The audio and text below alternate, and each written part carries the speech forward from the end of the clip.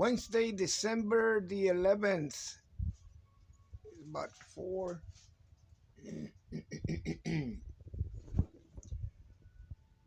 That's my reference. I toned my little canvas with pink acrylic. And let's see how this takes us. We're going to keep in mind that we're still dealing with the 6 color families. Let me see if this is too high. Nah, that should be okay. Well, the first things to do are shapes, big shapes. Why pink? You're gonna laugh at me, but on those trees I see pink and gray. So that's what I want to do. And all those leaves, that pink is coming through of them. So I'm gonna try to emulate that. Let's get started with very light sky. A very light sky, and the shape of the sky is something like that. Okay. So big shapes. In the beginning, it's all a game of shapes. Big shapes. Nothing, nothing that we might want to be too concerned with detailing. So, little blue, little white, and that pink underneath of it. It should be beautiful. It will be. Okay. Now my next big shape is that mountain in the back. So here we're gonna make us a little poly. Now it's not gonna be pure purple because I'm using burnt sienna instead of a bright red or a cadmium red, but it's going to be purple enough on the gray side that we should be able to come up with that color that we want. Now this is what I refer to as a color scheme, meaning one color is dominating the whole composition, and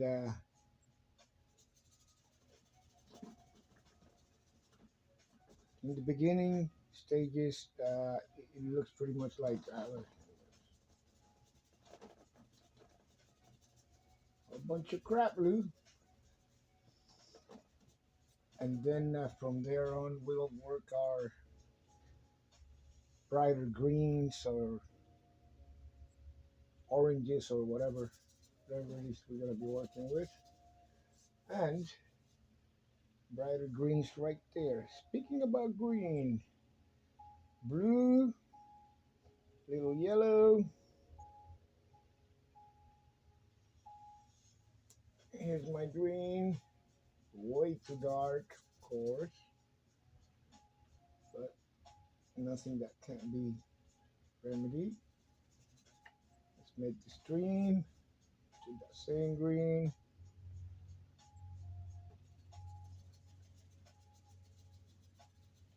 A little bit of white will fix a lot, so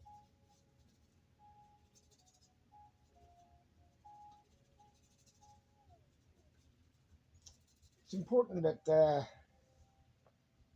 the whole thing, you can't try to finish it all in the one sitting. If you're looking at it like that, uh, uh, well, I'm not saying that it's not possible. I'm just saying that there's so many color combinations that you might have to do that it might not be possible to get all the colors that you might want. Not in the first sitting, but even though they're not gonna be, because apparently the person was using commercial red,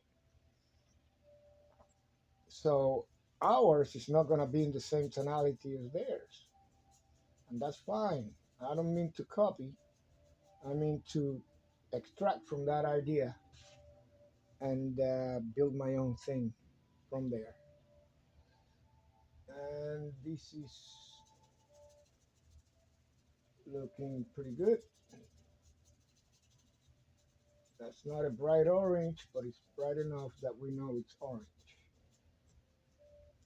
And if we don't know it yet, we're gonna find out soon. Okay, now let me wash my brush, and before I go too far, you see how clear that water looks. It's reflecting the sky.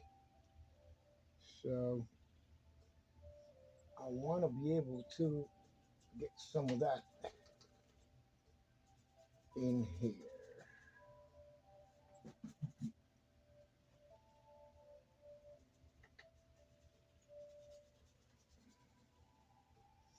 Just make the bed for it. There we go. The bed has been made. And I think I want to make sure that I can see these really orange trees in the back behind the trees before I put the big trees on the on the foreground. I want to make sure I see that.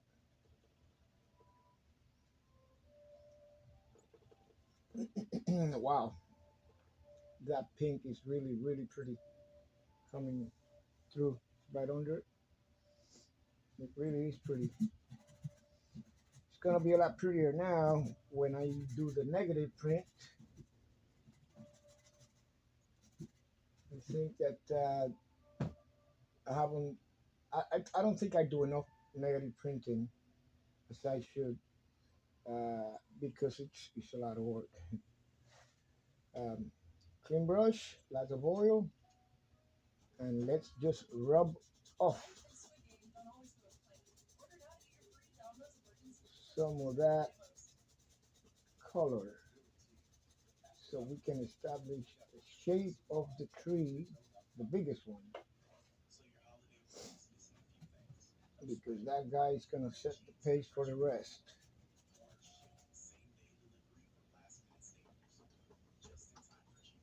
Okay, that's all I'm doing. Removing color that's already laid down to show some of that underneath. Now, a lot of people use rags, a lot of people use Q-tips, they use whatever they can. I would rather use my brush.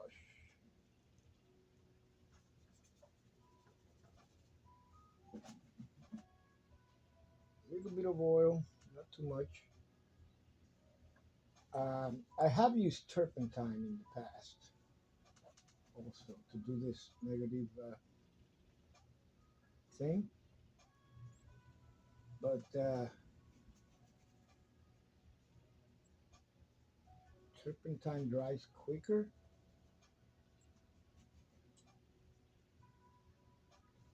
and I'd rather use the oil.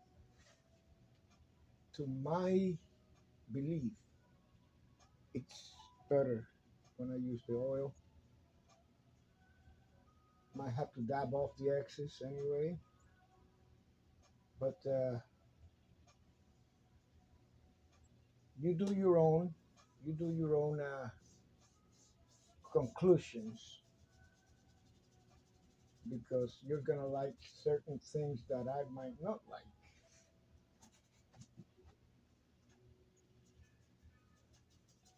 Do a little bit more here. Okay.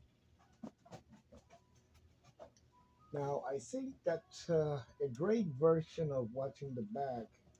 So those trees in the back would have to go before anything else. They would have to go in. I'm gonna make me a gray version of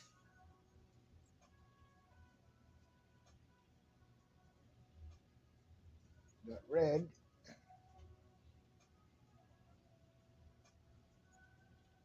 and that gray version is the one I'm gonna use to pile them in there. One, two, three, four, five, six, seven, 8, 9. Don't matter, as many as it takes. Yeah, as many as it takes.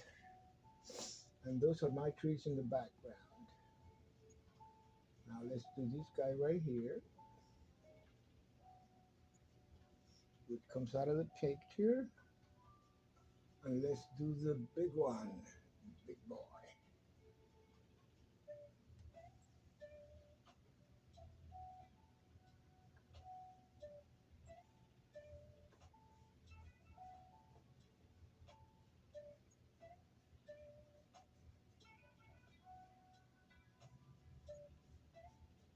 Yeah, it's in there.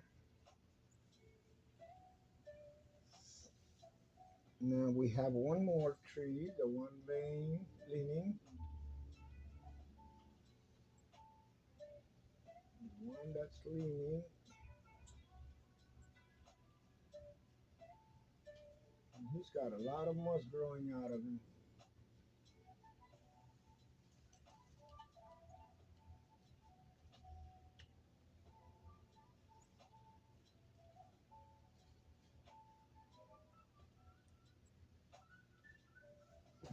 Okay, we have to uncover some more of that pink. I covered most of it with my gray.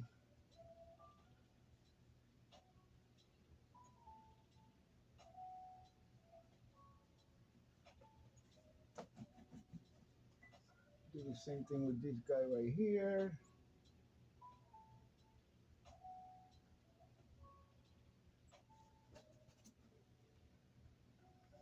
Just remove it. Just remove, remove, remove.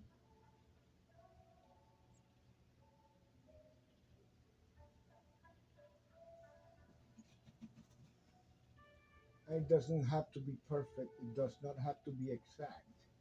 Actually, it's better if it isn't exact because you don't have to worry about having made a copy, a faithful copy of what the artist intended. When we start to copy exactly the paintings of these people that have already done their work, that's not really very good.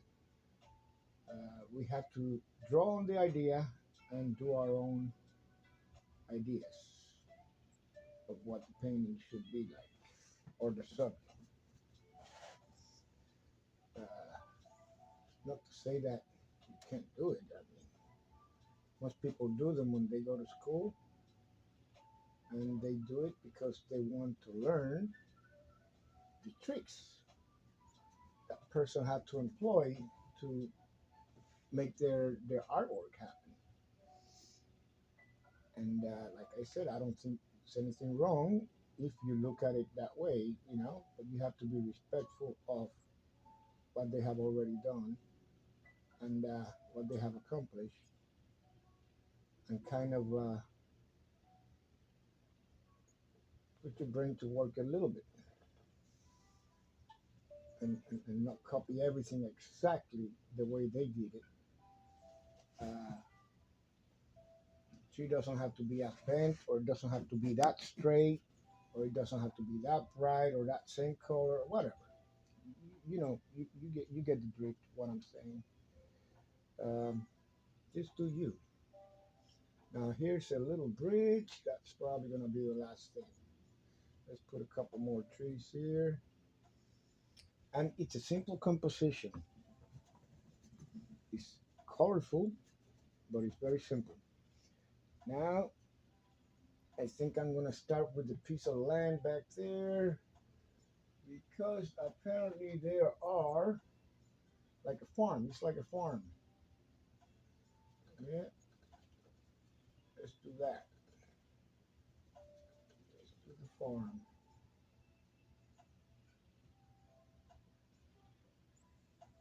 Loser Farm.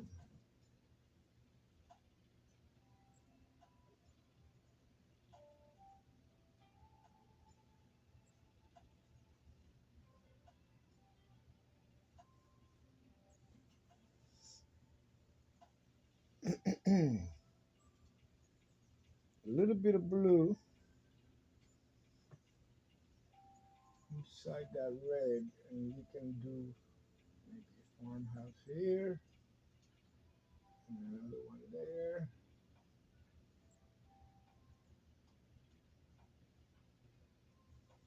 Okay, the rest is going to be all grassland, but I do have a problem with that far. It's not blue enough. Value is very, very light, but it's there.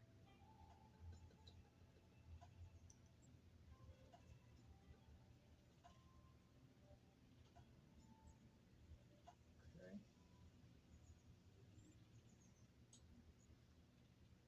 we did a red.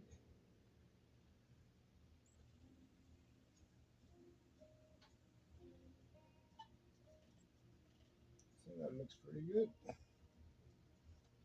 Maybe a little bit lighter.